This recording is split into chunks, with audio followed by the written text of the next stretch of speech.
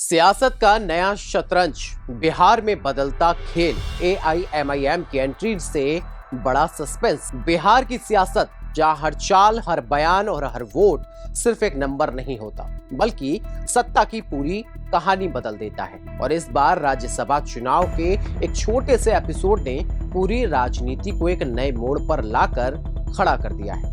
एक तरफ महागठबंधन का दावा, एकजुटता का नारा, और दूसरी तरफ उसी गठबंधन के अंदर से उठती दरारों की आवाज। और इसी बीच एक नई एंट्री, एक नया खिलाड़ी जिसने खेल का पूरा समीकरण ही बदल दिया। नाम है असदुद्दीन ओवैसी। असदुद्दीन ओवैसी की पार्टी एआईएमआईएम। राज्यसभा चुनाव का दिन सबकी निगाहें टिकी थी। गणित साफ था, जीत लगभग तय मानी जा रही थी, लेकिन राजनीति में लगभग जैसा शब्द ही सबसे बड़ा खतरनाक होता है। वोटिंग शुरू हुई, माहौल गंभीर, हर पार्टी अपने अपने विधायकों को संभालते हुए, लेकिन तभी एक खबर आती है।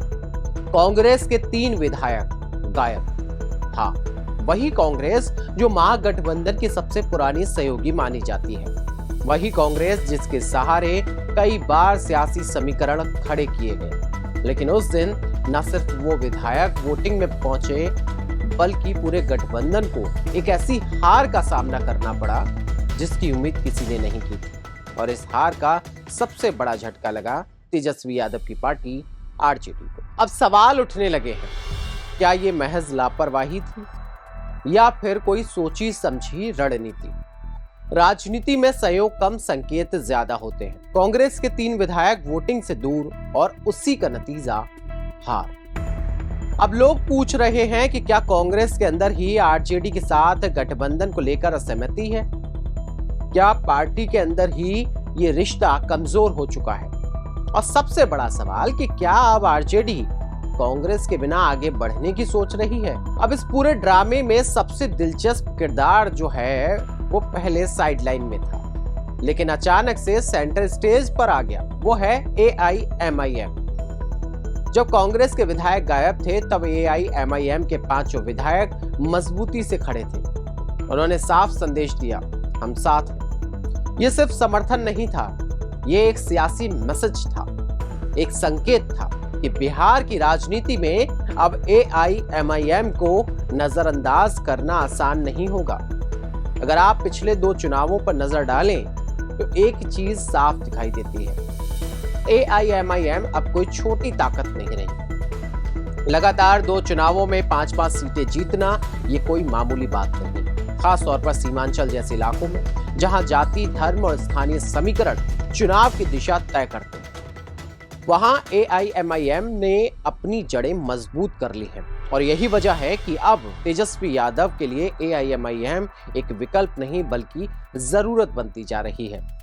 राजनीति में हर मुलाकात सिर्फ मुलाकात नहीं होती, कई बार वो आने वाले गठबंधन की नींव भी होती है। जब तेजस्वी यादव पहुंचे अख्तरुल इमान के इफ्तार में, तो ये सिर्फ एक सामाजिक कार्यक्रम नहीं था, ये संकेत था कि सियासत के नए रिश्ते बन रहे हैं, और शायद एक नया गठबंधन भी। अब असली मुकाबला शुरू होता है। एक तरफ कांग्रेस, जिसका राष्ट्रीय स्तर पर बड़ा चेहरा है, जिसने हमेशा अल्पसंख्यकों की राजनीति की बात की, और दूसरी तरफ एआईएमआईएम, जो सीधे जमीनी स्तर पर मुस्लिम वोट बैंक को प्रभावित कर रही है। आज स्थिति ये है कि जहां कांग्रेस सिर्फ दावे करती है, वहीं एआईएमआईएम जमीन पर परिणाम दिखा रही है। और यही बात आरजेडी के लिए सोचने वाली है। चुनाव आते ही सबसे बड़ा सवाल होता है सीट शेयरिंग का।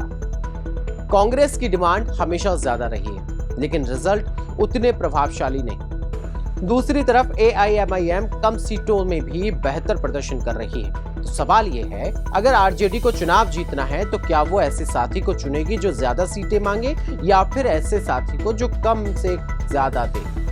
बिहार की राजनीति में मुस्लिम वोट बैंक हमेशा निर्णायक रहा है। पहले ये वोट कांग्रेस और आरजेडी के बीच बढ़ता था, लेकिन अब एआईएमआईएम इस समीकरण को बदल रही है। सीमांचल में एआईएमआईएम का असर धीरे धीरे पूरे बिहार में फैलता जा रहा है, और अगर ये ट्रेंड जारी रहा तो आने वाले चुनावों में पूरा गेम बदल सकता है। आरजेडी, जो कभी बिहार की सबसे मजबूत पार्टी मानी जाती थी, आज खुद सवालों के घेरे में है। सीटें बढ़ी हैं, लेकिन पकड़ कमजोर हुई है, और सबसे बड़ी बात, गठबंधन के अंदर ही भरोसे की कमी दिख रही है। ऐसे में AIMIM जैसे नए साथी आरजेडी के लिए एक नया सहारा बन सकते हैं। अब बात सिर्फ गठबंधन की नहीं है, बात है एनडीए के खिलाफ एक मजबूत रणनीति की। और इस रणनीति में AIMIM की भूमिका लगातार बढ़ती जा रही है। AIMIM अब सिर्फ सीमांचल की पार्टी नहीं रही, बल्कि एनडीए के खिलाफ एक मजबूत आवाज बनती जा रही है।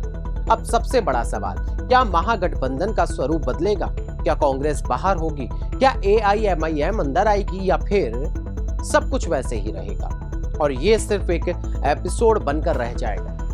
राजनीति में कुछ भी स्थायी नहीं होता, ना दोस्ती ना दुश्मनी। एक तरफ कांग्रेस जो खुद को बचाने में लगी है, दूसरी तरफ आरजेडी जो नए विकल्प तलाश रही है, और तीसरी तरफ AIMIM जो हर मौके को भुना रही है। यह सिर्फ चुनाव नहीं है, यह सियासत का वो मोड़ है जहां से बिहार की राजनीति एक नई दिशा ले सकती है। आखिर में फैसला जनता का होगा। कौन साथ देगा, कौन धोखा देगा और कौन बनेगा असली खिलाड़ी, ये सब आने वाला वक्त बताएगा। लेकिन इतना तय है कि बिहार की सियासत अब पहले जैसी नहीं रही है। AIMIM की एंट्री ने इस खेल को और ज्यादा रोमांचक और रोचक बना दिया है और खतरनाक भी बना दिया है।